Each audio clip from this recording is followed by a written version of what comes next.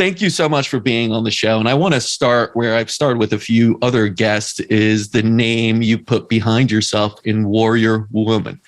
And I remember having Brandon, who is Holistic Savage, on. I don't know if you know him, and I was like, hey, tell me about Holistic Savage. And now I got to ask, tell me about Warrior Woman, why you went to that name for the brand of everything. Yeah, for sure. Warrior Woman it's also an interesting question in the sense of how people have responded to that name.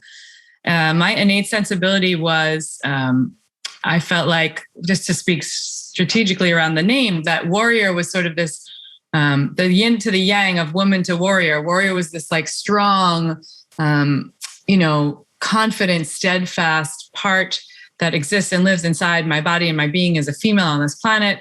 And that woman was an innate sensibility around my femininity and maybe my softer side, and the balance of the two, which is something I think we work on a lot as females.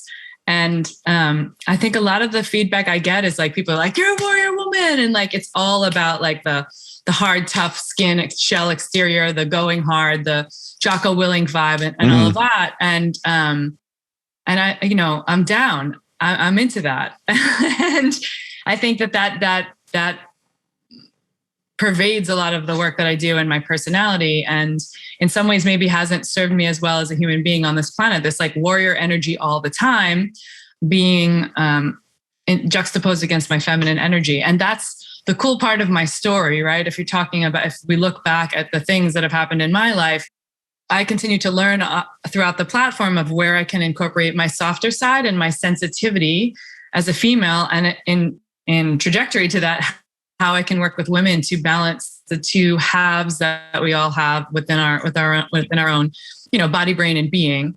And so what's been interesting for me is to kind of manage that and understand, when we dig into what I'm doing the work for, it's because we are, as women, females is predominantly who I work with. I put a lot of men in ice baths and breath work and things like that, but predominantly I'm working with females on their health goals. And I am always beating the drum around, we are equally as sensitive as we are powerful.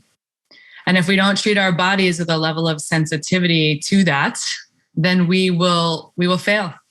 And we will not be as healthy as we can be when it comes to being optimally well. And it's something that is reflected in the lack of research. It's getting better. Yes, there's more research around women, but reflected in the lack of research, reflected in the way that we are scheduling and clocking our days in the office or remotely or however we're working. The go hard philosophy, which yes, can serve us in some moments, but stems a bit more from that 24-hour clock that may traditionally have been more male driven. And so just figuring out where we can balance intuition with science and all of that together is sort of the derivative of the name Warrior Woman mode. The people who tell me the brand name is the wackiest, they'll say, this is kind of the weirdest brand name. It's pretty aggressive. It's very feminist, are men. They think it's like a feminist thing. And it's like, I'm really not actually a feminist. I mean, I'm pro women, I'm pro man, but I'm not banging the drum necessarily of feminism on a traditional platform sense. So that's what it's all about. Yeah, no, and I love it because there is a balance. There's a law of polarity to everything, right? Yeah. There is a yin and a yang. You cannot look at one thing without the other. There is no heat without cold, no good without bad, all of that. And you have to embrace that. And I think that's what helped. A lot of that is about embracing the balance of everything. Finding yourself not always in a black and white, but the 50 shades of gray, as they say, right? All of those. That's where we need to look. And right now, as a society, we really are looking black and white to the furthest blacks and the lightest whites of everything.